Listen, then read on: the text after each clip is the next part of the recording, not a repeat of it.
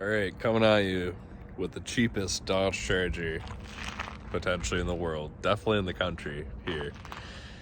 It's a 06, 3.5 liter, 185,000 kilometers.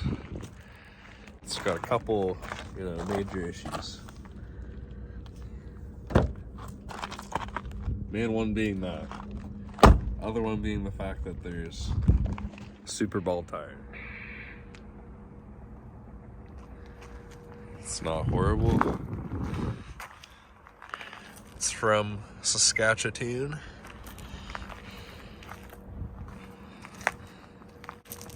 $400. Currently in BC, so it's not a province now.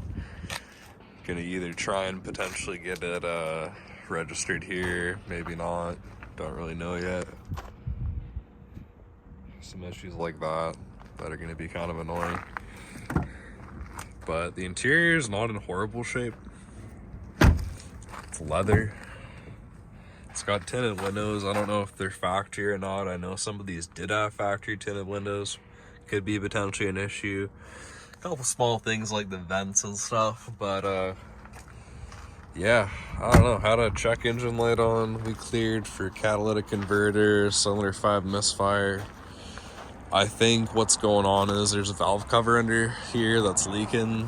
It's got a bunch of oil and old crap that's, rust protectant for the old salt belt in the prairies, and at this point needs to just get replaced, spark plug replaced, and the coil pack probably replaced, and then it probably needs a bunch of suspension work up front. So I don't know if I'm gonna bother actually fixing this, or if I'm just gonna try and either use it for like the Gambler 500,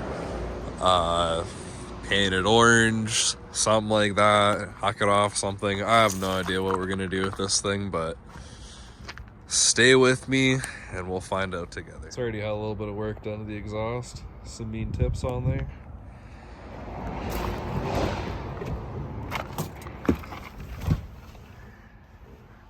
Complimentary black ice little trees.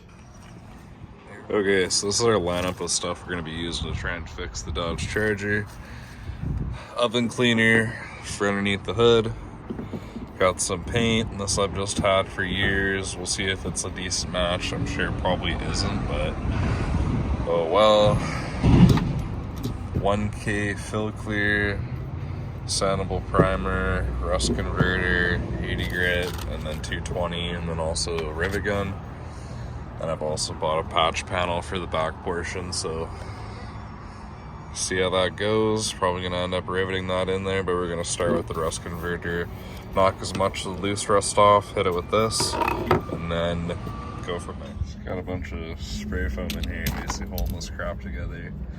Try and get a bunch of that crap out. Use the sheet metal and just rivet it in there to whatever's left. See if there is anything left. Not good.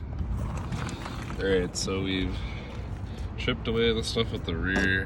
It's just there, kind of like that, kind of like this, scraping it, what have you. Getting all the loose stuff off.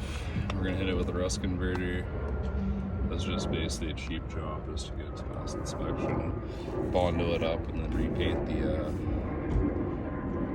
fender well, so that's about it. We're gonna hit it with the rust converter.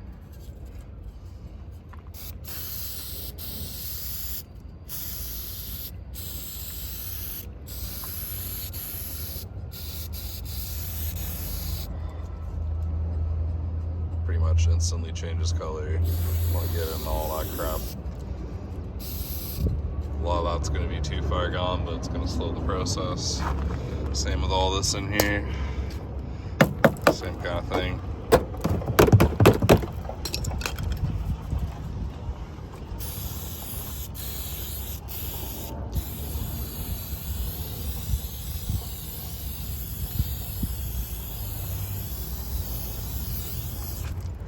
Well, I'd call that a fail.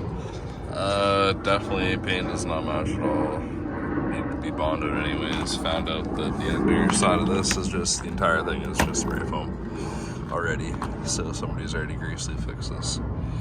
And then the mounting point that you see through there is all frigged, so there's no amount of work you're gonna be able to do to basically get this thing to pass. So it's pretty much just for shits and gigs at this point.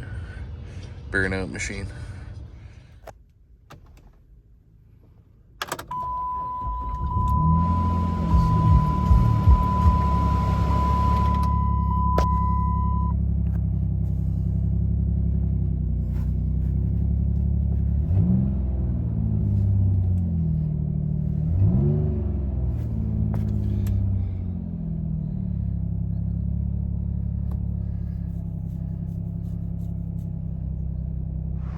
Okay, so we're kind of at the point where the rust is too bad. The jack point that's underneath here is gone.